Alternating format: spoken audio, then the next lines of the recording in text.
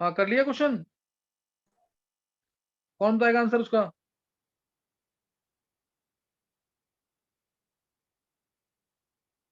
नवीन बोलना आंसर क्या?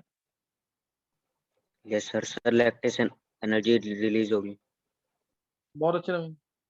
देखो जो Mg2+ बन गया और O2- बन गया, तो जब दोनों कंबाइन करेंगे तो एनर्जी, पॉजिटिव नेगेटिव कंबाइन करेंगे तो कौन सी एनर्जी रिलीज होती है? पॉजिटिव नेगेटिव कंबाइन करेंगे तो कौन सी एनर्जी रिलीज होगी? लैटिस एनर्जी रिलीज होगी ना इसमें अब। नेगेटिव। सही ना? पॉजिटिव और नेगेटिव कंबाइन करेंगे तो कौन सी एनर्जी रिलीज हो जाएगी? लैटिस एनर्जी, इस वजह से। तो ये ध्यान रखना इसके अंदर। अच्छा ये तो समझ आ गया, नेक्स्ट नोट करना है आगे। मैंने इलेक्ट्रॉन एफिनिटी का वेरिएशन बता दिया तुम्हें, सही ना? इलेक्ट्रॉन, अब एक बार जल्दी से नोट कर लेंगे इलेक्ट्रॉन नेगेटिविटी का वेरिएशन। इलेक्ट्रॉन नेगेटिविटी,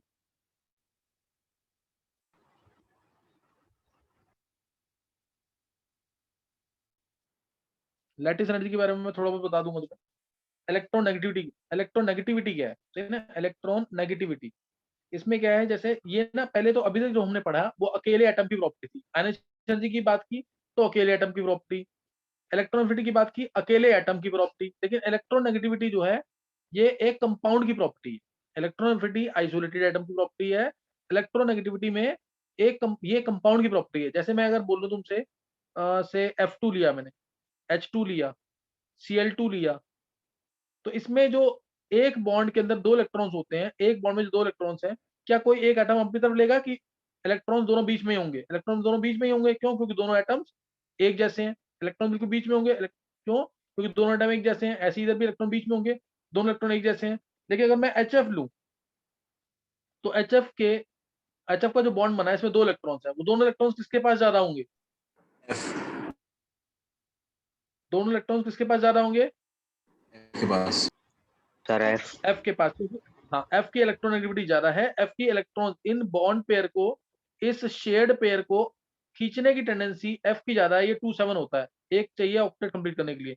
इसीलिए इस पे पार्शियली नेगेटिव, इस पे पार्शियली पॉजिटिव, इस पे पार्शियली नेगेटिव पार्शियली पॉजिटिव। हालांकि हाफ फिल्ड फुल फिल्ड का कोई रोल नहीं है इसके इलेक्ट्रोनेगेटिविटी के अंदर। मैं समझाने के लिए बता रहा हूँ कि ये इलेक्ट्रोनेगेटिव ज्यादा है, नॉन मेटल है, नॉन मेटल है तो इलेक्ट्रॉन खींचेगा अपनी तरफ, तो इसलिए नेगेटिव और पॉजिटिव चार्ज आ जाएगा, नेगेटिव और पॉजिटिव चार्ज आ जाएगा इस तरह से। और ये पोल्स हो गए, दो पोल्स आ गए, ये पोल आ गया नेगेटिव, ये पोल आ गया पॉजिटिव, तो इसलिए उसको बोलते हैं पोलर। इनमें कोई पोल नहीं आएगा, इसमें कोई पोल नहीं आएगा, इसमें कोई पोल, ना पॉजिटिव पोल ना नेगेटिव पोल, तो वो नॉन पोलर है सभी, ये सब क्या है, नॉन पोलर। तो कुछ समझ आया मैंने क्या बोला है? HF के अंदर F की इलेक्ट्रॉन नेगेटिविटी ज्यादा थी, इसलिए शेयर्ड पेयर ऑफ इलेक्ट्रॉन्स जो है F के पास ज्यादा होंगे। F पे नेगेटिव आ जाएगा, पार्शियली, पार्शियली नेगेटिव ऐसे शो करेंगे, पार्शियली नेगेटिव, सही ना? पार्शियली नेगेटिव चार्ज ये आ जाएगा। और H पे आ जाएगा पार्शियली पॉजिटिव। पार्शियली पूरा पॉजिटिव नहीं है, ये पूरा नेगेटिव नहीं है। जैसे आयनिक कंपाउंड में पूरा पॉजिटिव पूरा नेगेटिव दिखाते हैं, इसमें नहीं दिखाएंगे। आयनिक कंपाउंड में तो Na+Cl नेगेटिव दिखाते हैं, इसमें नहीं दिखाएंगे। कोवेलेंट कंपाउंड के अंदर पार्शियली पॉजिटिव और पार्शियली नेगेटिव दिखाते हैं। तो इसमें क्या होगा, F ने इलेक्ट्रॉन अपनी तरफ खींचे, इसमें क्या होगा, एनर्जी रिलीज होगी, अब्सॉर्ब होगी? 10th वाले बच्चे, इसमें एनर्जी रिलीज होगी कि अब्सॉर्ब होगी?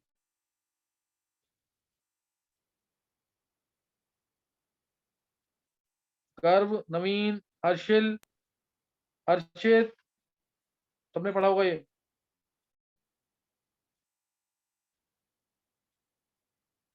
एनर्जी रिलीज होगी कि एब्जॉर्ब होगी इसमें?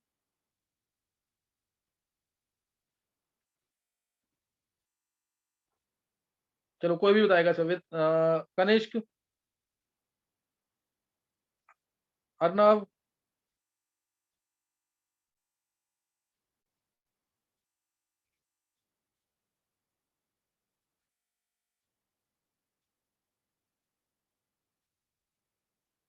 नहीं पता। वेदांत, सर इलेक्ट्रोनेगेटिविटी तो एक हाइपोथेटिकल कॉन्सेप्ट है ना, तो ना इसमें एनर्जी रिलीज होगी ना अब्सॉर्ब होगी। हाँ, ये इसमें कुछ भी नहीं होगा, ना एनर्जी रिलीज होगी ना एब्जॉर्ब होगी। क्यों? क्योंकि दो अलग अलग एटम है ना, दो अलग अलग एटम है, तो नेचुरल सी बात है कि किसी एक के पास इलेक्ट्रॉन ज्यादा होंगे तो दूसरे के पास इलेक्ट्रॉन क्या होंगे, कम होंगे। सही ना? इसमें बाहर से कोई इलेक्ट्रॉन अंदर नहीं आ रहा, ना ही हम ये बाहर अंदर से इलेक्ट्रॉन को बाहर भेज रहे हैं, ना हीट देनी पड़ रही है ना हीट रिलीज हो रही है, इसलिए इसमें कोई एनर्जी रिलीज नहीं होगी। ध्यान रखना है, इलेक्ट्रॉन एक्टिविटी क्या है? It is just a number, ये एक नंबर है सिर्फ, it is just a number. No energy is release or absorb in this case, कोई एनर्जी रिलीज नहीं होगी, कोई एनर्जी एब्जॉर्ब नहीं होगी। तो ये याद रखना, it is just a number. जैसे एफ की इलेक्ट्रॉन एक्टिविटी पूरे टेबल में सबसे ज्यादा है, इसको पॉलिंग स्केल पे वैल्यू 4 दी गई, पॉलिंग स्केल पे वैल्यू 4 दी गई है। एक मुलिकन स्केल होता है, एक होता है पॉलिंग स्केल, एक होता है मुलिकन स्केल। मुलिकन स्केल पे इसकी वैल्यू इंटू 2.8 कर देना, 4 इंटू 2.8, 4 इंटू 2.8, तो ये कितना आ जाएगा? 12.4 नहीं, 4 इंटू नहीं, ये 10 पॉइंट आएगा ना, 10.4 आएगा क्या? 10.4 है ना, ये मुलिकन स्केल पे वैल्यू है। मुलिकन स्केल पे जो वैल्यू होती है वो 2.8 टाइम्स ज्यादा होती है देन ऑन पॉलिंग स्केल। तो ये ध्यान रखना इस चीज का। फ्लोरीन की वैल्यू सबसे ज्यादा है। अब हम इसका वेरिएशन पढ़ेंगे, इलेक्ट्रॉन नेगेटिविटी का वेरिएशन कैसे है, सही ना? इलेक्ट्रॉन नेगेटिविटी का वेरिएशन कैसे है? तो इलेक्ट्रॉन नेगेटिविटी के लिए लिथियम, और मैं तुम्हें डायरेक्ट बता देता हूँ कि साइज छोटा होगा, size is inversely proportional to electron negativity, तो है ही, size is inversely proportional to electron negativity. Lithium, sodium, potassium, rubidium, caesium, size नीचे बढ़ रहा है तो इलेक्ट्रॉन नेगेटिविटी डिक्रीज करेगी। ऐसे ही beryllium, magnesium, calcium, strontium, barium, radium, electron negativity नीचे आने पर डिक्रीज करेगी। इलेक्ट्रॉन नेगेटिविटी नीचे आने पर डिक्रीज करेगी, एस ब्लॉक के अंदर कोई एक्सेप्शन नहीं, नीचे जाने पर इलेक्ट्रॉन नेगेटिविटी करती है डिक्रीज। फिर बात करें बोरोन की, अब पी ब्लॉक की बात करेंगे ना, पी ब्लॉक की, boron, aluminium, gallium, indium, thallium, तो इसमें वेरिएशन आएगा ही, जैसे मैंने तुम्हें बताया, boron, aluminium, gallium, indium, thallium, इसमें वेरिएशन आएगा। Carbon, silicon, germanium, tin, lead, इसमें वेरिएशन आएगा। Nitrogen, phosphorus, arsenic, antimony, bismuth, oxygen, sulphur, selenium, tellurium, polonium. अगला आ जाएगा fluorine, chlorine, bromine, iodine, fluorine, chlorine, bromine, iodine, astatine. Noble gases की जो हम बात नहीं करते इलेक्ट्रोनेगेटिविटी से रिलेटेड, क्योंकि कंपाउंड फॉर्मेशन नहीं होता है। फ्लोरीन, क्लोरीन, ब्रोमीन, आयोडीन, एसेटाइन, है ना, फ्लोरीन, क्लोरीन, ब्रोमीन, आयोडीन, एसेटाइन। तो अब इसका वेरिएशन कैसे होता है? अगर पीरियड में जाएंगे तो ये वैल्यू बढ़ती है हमेशा। जैसे फ्लोरीन के लिए वैल्यू 4 दी गई है, याद भी कर लेना वैल्यूज, काफी काम आएंगी। फ्लोरीन की वैल्यू 4 दी गई है, ऑक्सीजन के लिए 0.5 से कम करते रहो, 3.5, नाइट्रोजन के लिए 3, कार्बन के लिए 2.5, 2.5, 2.4 कुछ भी हो सकता है, 2.5 लिखना भी, 2, 1.5 और 1, ये वैल्यूज दी गई हैं lithium, lithium, beryllium, boron, carbon, nitrogen, oxygen, fluorine, fluorine तक के लिए। और अब नीचे वाला जो आया ग्रुप, तो इसमें फ्लोरीन से इसकी कर देना 3 वैल्यू, पहले 0.5 से डिक्रीज करना, फिर 0.4 से, और बाकी सारे एलिमेंट्स के लिए 0.3 से। 3 है तो यहाँ कर दोगे 0.5 से, यानी 2.5, फिर यहाँ कर दोगे 2.1, अब 0.3 से डिक्रीज करना, 1.8, 1.5, 1.2, 0.9। आगे समझ क्या बोला मैंने? सर ये ये वैल्यू पॉइंट याद हो जाए, 0.4 वाला दोबारा बता दो एक बार। पहले 0.5 से डिक्रीज किया, फिर 0.4 से डिक्रीज किया, अब 0.3 से डिक्रीज किया। नहीं समझा? गर्व याद करना है, क्या बताऊं उसके अंदर, ओके सर। तरीका बताया कैसे याद करना, बस, सही ना? सर ये सारी याद वैल्यूज ही करना है। ऑब्जर्वेटरी है? हाँ हाँ हाँ, ये फ्लोरीन को देख करके निकाली गई हैं, ये फ्लोरीन को देख करके एक स्केल होता है, बड़ा भी उसमें ऑलरेड रोशो स्केल पढ़ा हुआ ना, ऑलरेड रोशो स्केल से में निकाली गई है इसकी वैल्यू, ऑलरेड रोशो स्केल में। और दूसरा पॉलिंग स्केल के अंदर, पॉलिंग स्केल में वैल्यू निकाली गई है, एक की पता होगी तुम्हें, तुमने पढ़ा भी होगा ये, पॉलिंग स्केल के अंदर वैल्यू कैसे निकाली होंगी। पॉलिंग स्केल में एक्स से माइनस एक्स भी फॉर्मूला पढ़ा है ना, ये is equal to 0.208 root of delta E लिख दो, जिसे हम कहते हैं रेजोनेंस एनर्जी, जिसे क्या बोलते हैं, रेजोनेंस एनर्जी।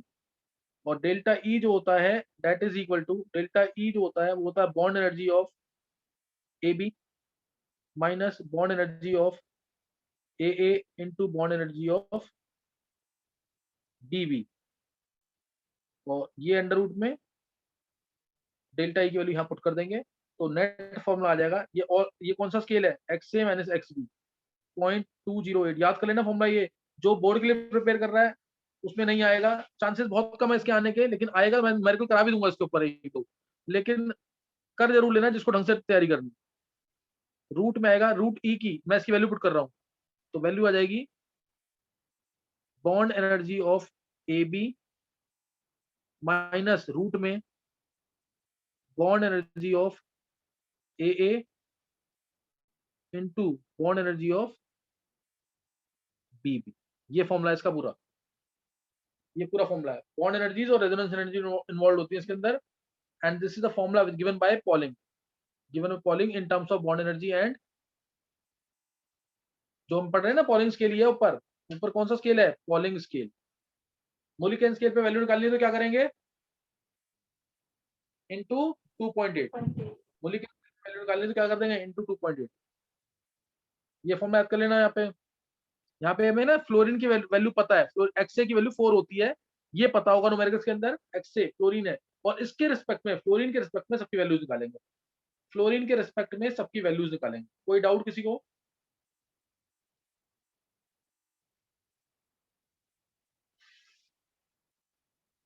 किसी को डाउट तो नहीं कोई?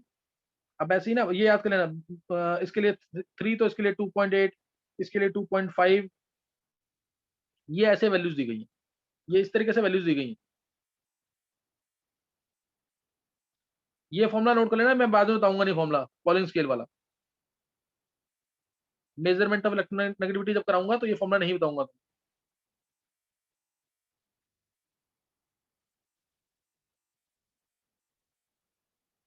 किसी को डाउट कोई?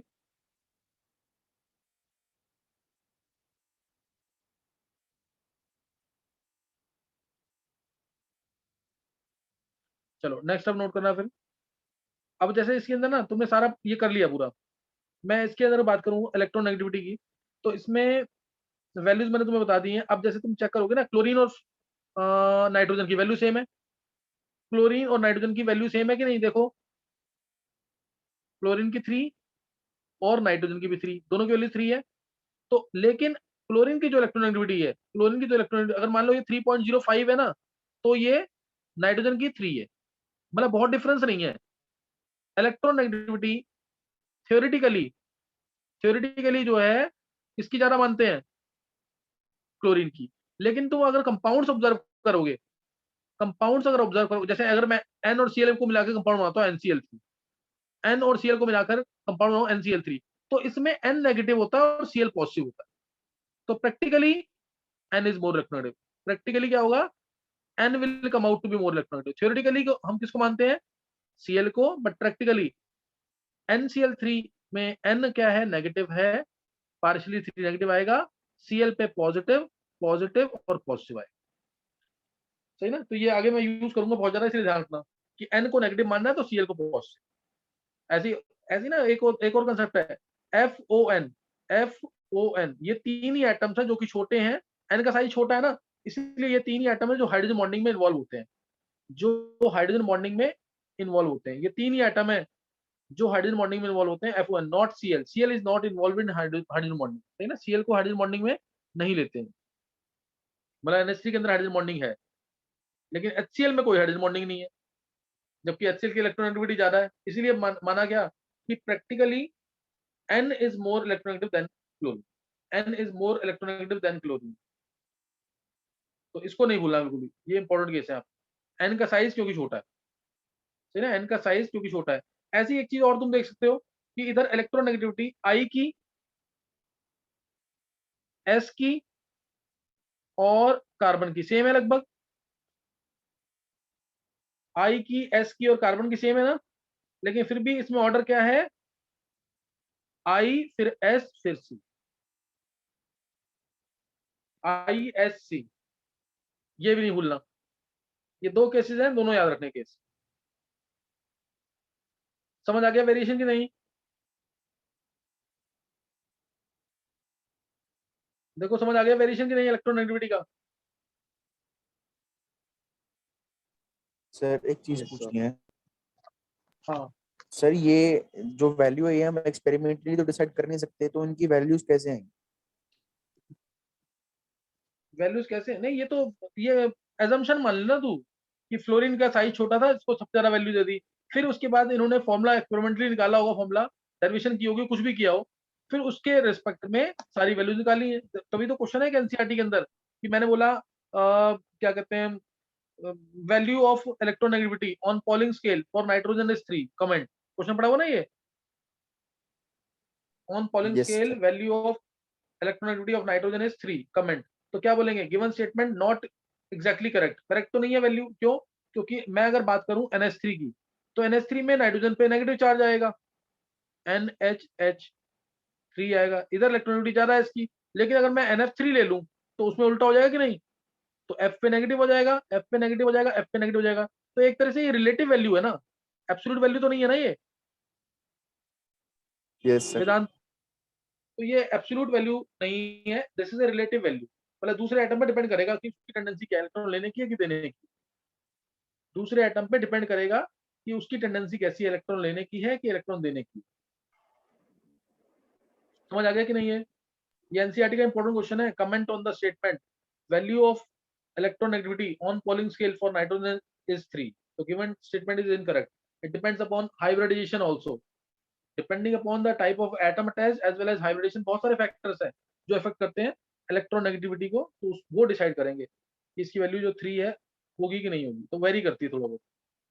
तो ये क्या कहते हैं, वेरिएशन था इलेक्ट्रोनेगेटिविटी का। अब मैं इसमें एक लाइन ऐड करूंगा, ध्यान देना, इसमें ग्रुप अगर अगर एस ब्लॉक है, ध्यान देना, ध्यान सुनना लाइन, अगर एस ब्लॉक है तो उस केस में जो इलेक्ट्रोनेगेटिविटी है हमेशा डिक्रीज करेगी, उस केस में इलेक्ट्रोनेगेटिविटी हमेशा डिक्रीज करेगी।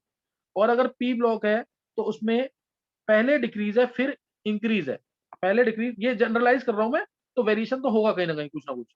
पहले क्या है, डिक्रीज फिर इंक्रीज, पहले डिक्रीज और उसके बाद जैसे 1.8 1.8 1.9, फिर इंक्रीज है 1.8 1.8 1.9 आ गया, समझे कि नहीं।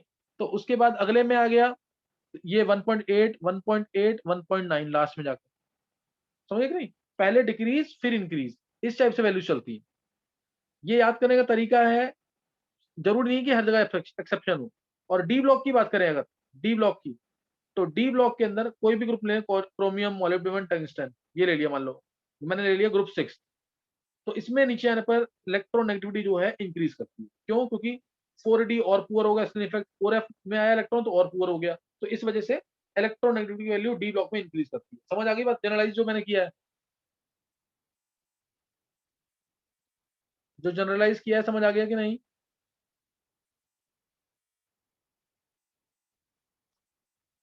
तो याद रखना, एस ब्लॉक में सिर्फ डिक्रीज, पी ब्लॉक में पहले डिक्रीज फिर इंक्रीज, और डी ब्लॉक के अंदर सिर्फ डिक्रीज है, सिर्फ क्या है, इंक्रीज, सॉरी इंक्रीज, सिर्फ इंक्रीज है।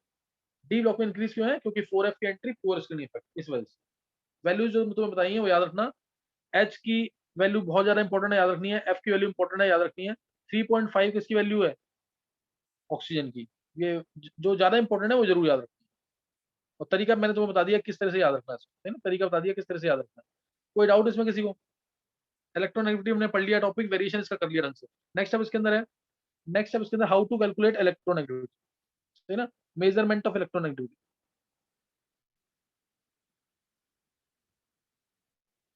जो मैंने पढ़ाया अभी तक वीडियोस में सारा है कि नहीं वेदांत। Yes, sir, है, बट इतना डीप में नहीं था, जैसे वेरिएशंस वगैरह नहीं थी। वेरिएशन नहीं है उसमें, होना चाहिए वेदांत।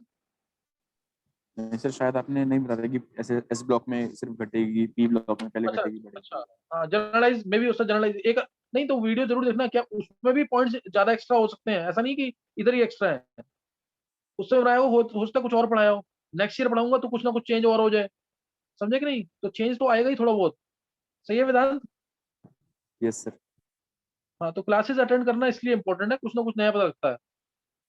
अच्छा, measurement of electronegativity, measurement of electronegativity, इसके लिए पहला फर्स्ट मेथड जो है मोलिकन ने दिया, मोलिकन कि इसने बोला जो आयनेशन एनर्जी और इलेक्ट्रॉनिसिटी का मीन होगा वो इलेक्ट्रोनेगेटिविटी होगा, लेकिन आयनेशन एनर्जी और इलेक्ट्रॉनिसिटी को इलेक्ट्रॉन वोल्ट पर एटम में लेना है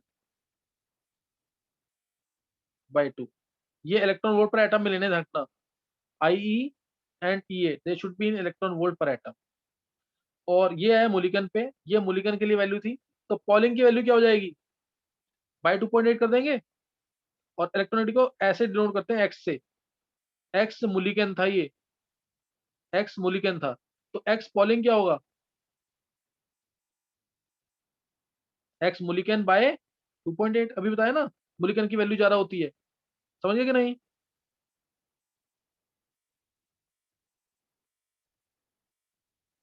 तो ये ध्यान रखना इसके अंदर।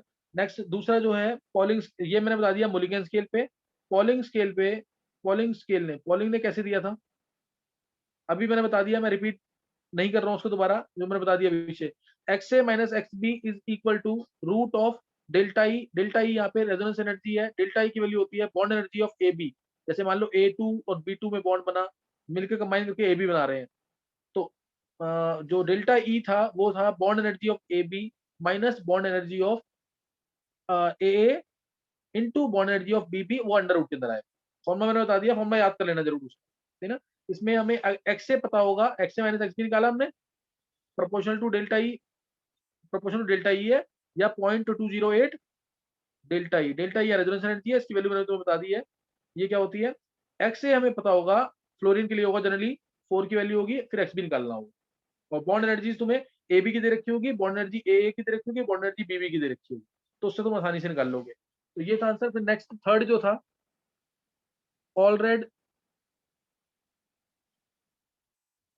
रोशो स्केल, इसने दिया, फॉर्मूला याद रखना इसमें।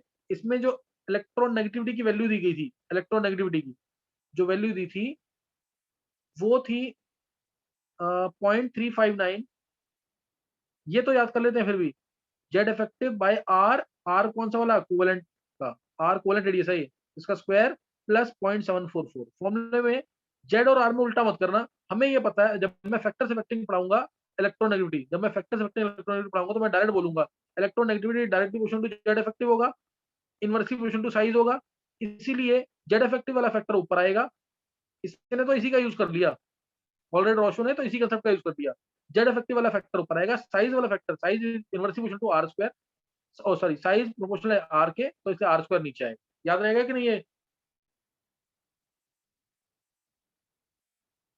Yes sir. कोई डाउट तो नहीं किसी को। ये ऑलरेडी रोशो स्केल है, दिस इज ऑलरेडी रोशो स्केल, इसने बताया, सही ना। तो अब एक बार जल्दी से देखेंगे फैक्टर्स अफेक्टिंग इलेक्ट्रोनेगेटिविटी, फिर इसकी एप्लीकेशंस, फैक्टर्स अफेक्टिंग इलेक्ट्रोनेगेटिविटी।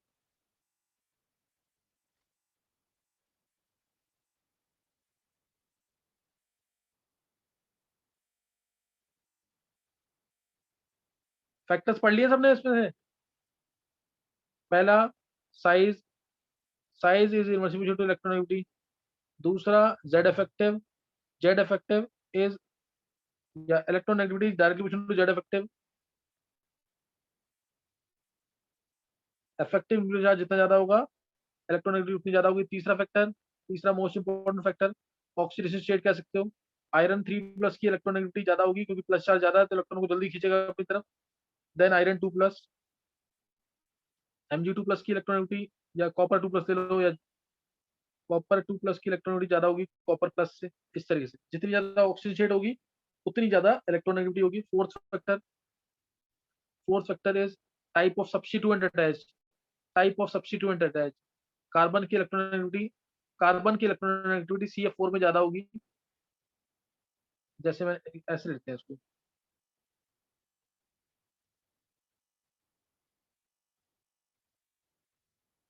जैसे मैंने लिया CF3H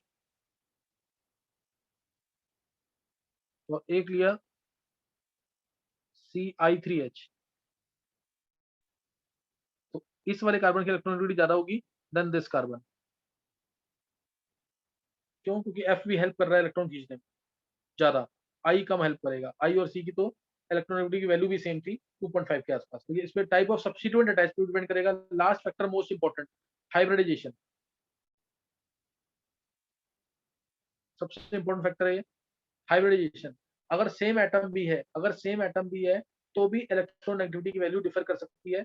अगर जैसे मैं कार्बन की बात करूं, स्पेशली कार्बन की ही बात करेंगे इसमें, अगर sp कार्बन है तो इसकी इलेक्ट्रोनेगेटिविटी, हाइब्रिडेशन क्या होता है पूरा डिटेल में कंसेप्ट है केमिकल बॉन्डिंग, sp कार्बन है तो उसकी नेगेटिविटी ज्यादा होगी सबसे मतलब sp2 कार्बन से, और which in turn will be greater than sp3 carbon. और sp कार्बन की इलेक्ट्रोनेगेटिविटी तो नाइट्रोजन से भी ज्यादा बोलते हैं, sp कार्बन की इलेक्ट्रॉन नेगेटिविटी नाइट्रोजन से भी ज्यादा है, याद रहेगा ये।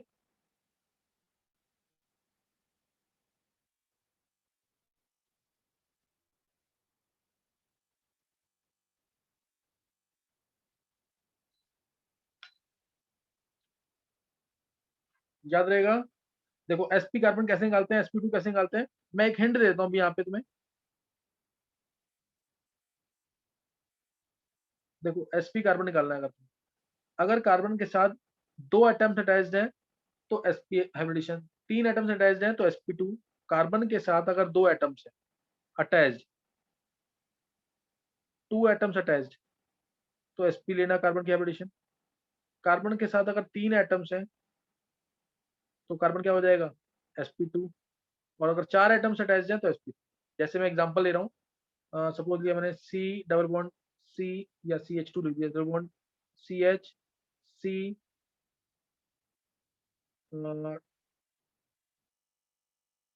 H2C triple bond CH, suppose ये लिया मैंने। अब मैंने बोला हर एक कार्बन की हाइब्रिडेशन बोल, निकाल लोगे ना ये, हर एक कार्बन की हाइब्रिडेशन क्या होगी,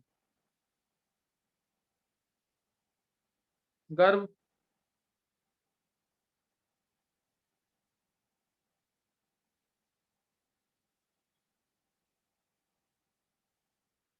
गर्व, यस सर। Good answer. हर एक कार्बन की क्या हाइब्रिडेशन होगी,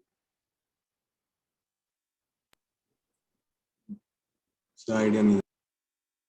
नहीं आइडिया। जो मैंने हिंट दिया उसको देखना, कि एक कार्बन के साथ कितने एटम्स अटैच्ड है, बस उसको चेक कर, निकाला आंसर। तुम देखो फिर से बता दोगे प्लीज।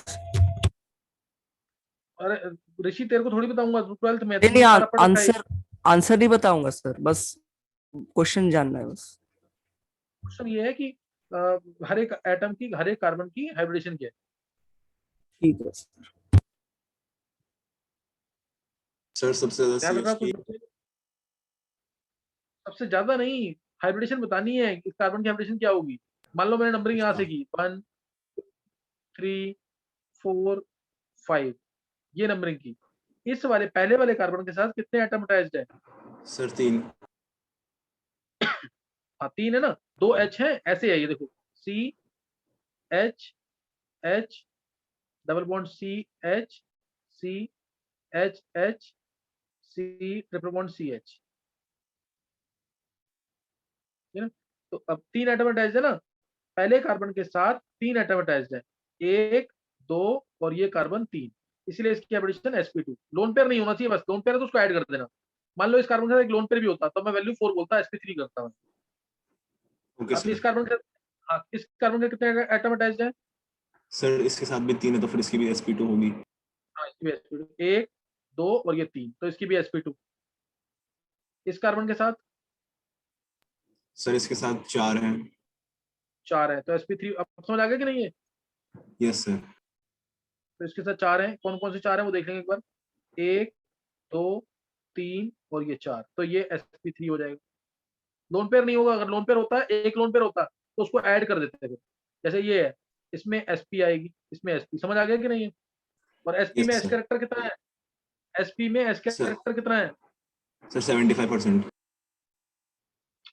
50, क्या कर सर रहा है तू गर्व, 50%, सॉरी 50%। 50%, परसेंटेज s कैरेक्टर कितना है 50, sp2 में s कैरेक्टर कितना है सर 33%। 33.33, बिल्कुल सही है। उसके बाद sp3 में s कैरेक्टर कितना है, सर 25%। जितना ज्यादा s कैरेक्टर उतना न्यूक्लियस के पास, यस सर। न्यूक्लियस के पास है तो उतना ज्यादा इलेक्ट्रोनेगेटिव होगा, क्योंकि न्यूक्लियस के पास है तो इलेक्ट्रॉन लूज नहीं करेगा, न्यूक्लियस पॉजिटिव होता है। तो ये आता था, इसीलिए sp कार्बन मैंने बोला बहुत ज्यादा इलेक्ट्रोनेगेटिव, फिर sp2 फिर sp3, तो इसलिए इस चीज को भूलना नहीं है, समझे कि नहीं, यस sp फिर सर। sp2, इस चीज को भूलना नहीं बिल्कुल भी, ये मैं बहुत जगह यूज करूंगा। तो इसलिए अगर सेम एटम भी है, सेम एटम भी है अगर, तो जरूरी नहीं है कि वो इलेक्ट्रोनेगेटिविटी उनकी सेम हो, सेम एटम भी है तो जरूरी नहीं है कि उनकी इलेक्ट्रोनेगेटिविटी सेम हो। कोई डाउट किसी को, तो this was factors affecting electronegativity, clear. This was factors affecting electron negativity. Factors affecting electron negativity. Next है applications of electronegativity. Applications of electronegativity. तो applications के अंदर पहले तो to find polarity of bond. To find polarity. वो मैंने तुम्हें बता दिया अभी. To find polarity of bond. जैसे अगर मैं बात करूं HH बॉन्ड है, HF बॉन्ड है. HH बॉन्ड है, HF बॉन्ड है. कौन सा पोलर है, कौन सा नॉन पोलर है? सर HF पोलर है. हाँ, पता लग गया ना, क्योंकि इसमें कोई पोल नहीं आएगा. इसमें एक पॉजिटिव और ये नेगेटिव. दो पोल्स आ गए तो पोलर. इसमें कोई पॉजिटिव नेगेटिव आएगा? नहीं आएगा. इसमें भी नहीं आएगा, इसमें भी नहीं आएगा. तो दीज आर नॉन पोलर. कोई डाउट? No sir. अब ध्यान सुनो लाइन.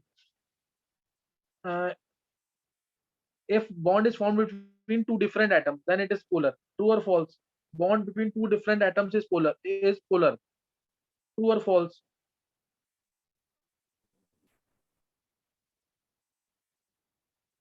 बोलो.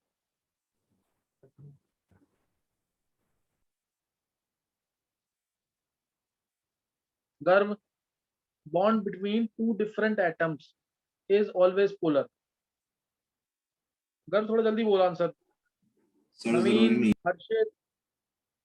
Bond between two different atom, दो डिफरेंट एटम्स में पोलर नहीं होगा बॉन्ड. कोई भी दो एटम डिफरेंट ले सर- ले. CCl4 ले ले, कुछ भी ले ले. दो डिफरेंट एटम्स में पोलर बॉन्ड होगा ना, पॉजिटिव नेगेटिव आएगा नहीं क्या? सर जैसे कार्बन और नाइट्रोजन, सर आपने बताया था 3.05 थी ये ले. और एक ही थी, तो सर NCl उसमें भी तो आया बहुत नेग्लिजिबल होगा.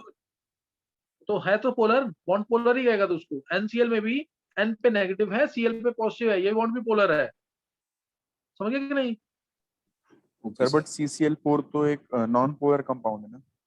वेदांत तू क्या कर रहा है? मैं बॉन्ड की बात कर रहा हूँ ना, मैं कंपाउंड की बात कर रहा हूँ, बॉन्ड की. Vedant. Yes sir. Bond between two different atoms is always polar. True or false? Sir true. Different atoms always form polar bond. Different atoms always form polar bond. अगर मैं बोलता हूँ अगली लाइन सुनना. Same atoms always form non-polar bonds. True or false? Same atoms always form non-polar bond. True or false? Sir true. Vedant बता.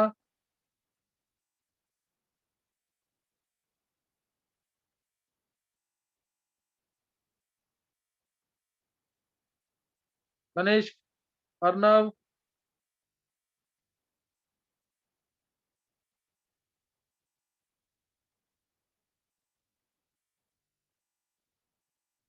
नहीं पता है. सेम एटम्स हैं तो नॉन पोलर बॉन्ड होगा हमेशा. अच्छा, कनिष्क सही है. वेदांत यस सर. बोल क्या होगा आंसर? सर नॉन पोलर ही होना चाहिए. अभी बताया मैंने, इससे अभी पीछे बताया मैंने. अभी बताना जरा, नॉन पोलर होगा बॉन्ड ये वाले और ये वाले एटम. अब ये नेगेटिव नहीं होगा. sp कार्बन है, ये sp2 है, तो ये ट्रू नहीं है, ये फॉल्स है. समझ आई बात कि नहीं? Yes sir. ध्यान रखना इस चीज का सही ना. ऑलवेज जहां पे मैं ऑलवेज यूज कर लूं, नेवर वर्ड यूज कर लूं, एनी वर्ड यूज कर लूं, इसका मतलब 99% स्टेटमेंट गलत हो. अगर मैं ऑलवेज यूज कर लूं, एनी यूज कर लूं, ये जब तुम बहुत प्रैक्टिस कर लोगे ना असर्शन रीजनिंग की, तो तुम्हें लग जाएगा कि हाँ एनी, ऑलवेज, नेवर ये वर्ड अगर आते हैं तो इसका मतलब कुछ ना कुछ दिक्कत है उसको, कोई ना कोई एक्सेप्शन आ रहा है ना. तो डिफरेंट एटम्स में हमेशा पोलर बॉन्ड होगा, लेकिन अगर सेम एटम्स है तो जरूरी नहीं है कि बॉन्ड हमेशा नॉन पोलर हो. Can be polar also like in this. सही ना. तो इस चीज को ध्यान रखना है. कोई डाउट तो नहीं किसी को? पहली एप्लीकेशन समझ आ गई सबको कि नहीं? Yes sir. चलो सेकंड एप्लीकेशन नोट करेंगे. सेकंड एप्लीकेशन लिखेंगे. एक लिख लेते हैं स्टेबिलिटी. स्ट्रेंथ ऑफ बॉन्ड कह लो या स्टेबिलिटी कह लो. स्ट्रेंथ ऑफ बॉन्ड या स्टेबिलिटी, स्ट्रेंथ ऑफ बॉन्ड या स्टेबिलिटी। ये पूरा ट्रू तो नहीं है, लेकिन हम पीरियड में जाते हैं ज्यादा ट्रू निकलता है। यानी जो इलेक्ट्रोनेगेटिव का डिफरेंस होता है ना, वो डायरेक्टली प्रोपोर्शनल टू स्टेबिलिटी होता है। इलेक्ट्रोनेगेटिव का डिफरेंस जो है directly proportional to stability. Electronegativity का difference directly proportional to stability है। जैसे अगर मैंने बोला तुम्हें NCl3 HF HCl और SBr भी ले लो, इनको स्टेबिलिटी ऑर्डर में अरेंज करो फास्ट। स्ट्रेंथ ऑफ बॉन्ड में स्टेबिलिटी ऑर्डर में अरेंज करो, NCl3 HF HCl SBr जो भी है, अरेंज करो जल्दी से।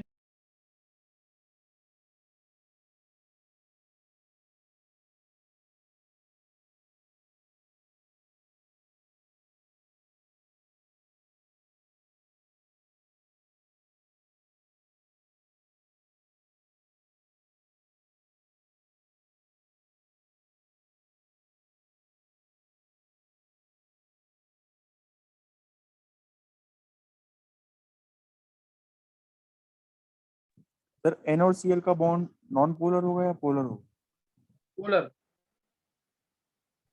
सर बट दोनों की इलेक्ट्रोनेगेटिविटी तो सेम है। अभी मैंने पीछे बताया है, मैंने बताया नहीं था कि NCl3 में इलेक्ट्रोनेगेटिविटी ISC इनकी इलेक्ट्रोनेगेटिविटी भी सेम है, लेकिन हम पॉजिटिव नेगेटिव लेंगे। N और Cl में प्रैक्टिकली N को ज्यादा इलेक्ट्रोनेगेटिव माना गया, Cl को पॉजिटिव, बताया था ना स्टार्टिंग में। Yes sir. अच्छा, आप इसमें आंसर सुन लेंगे फिर जल्दी से। सबसे ज्यादा इलेक्ट्रोनेगेटिव डिफरेंस आएगा इसमें। वेदांत आंसर बोल जल्दी से। सर सबसे पहले HF आएगा, हाँ सर फिर HCl, हाँ फिर HBr और फिर NCl3। NCl। तो इस तरह से हम स्टेबिलिटी ऑफ बॉन्ड निकालते हैं, स्टेबिलिटी निकालते हैं कंपाउंड की, या स्ट्रेंथ निकालते हैं, स्टेबिलिटी या स्ट्रेंथ। तो यहाँ तक सबको समझ आ गया होगा। थर्ड फैक्टर जो है ना हमारा, वो है, थर्ड फैक्टर जो है, हम बॉन्ड लेंथ निकाल सकते हैं इलेक्ट्रोनेगेटिविटी के थ्रू। इलेक्ट्रोनेगेटिविटी के थ्रू हम बॉन्ड लेंथ निकाल सकते हैं। Clear? To find bond length electronegativity के थ्रू, मैंने तुम्हें बताया भी था, अगर याद हो तुम्हें। अगर डिफरेंट एटम्स है A और B, तो उस केस में जो हमारा DAB था, जो बॉन्ड लेंथ थी हमारी, वो थी RA plus RB minus 0.09 XA minus XB। याद आया कुछ कि नहीं? नेक्स्ट टाइम बताऊंगा इसको मैं डिटेल। समझ आया कि नहीं? ये शोमेकर स्टीवेंसन इक्वेशन थी, शोमेकर स्टीवेंसन इक्वेशन।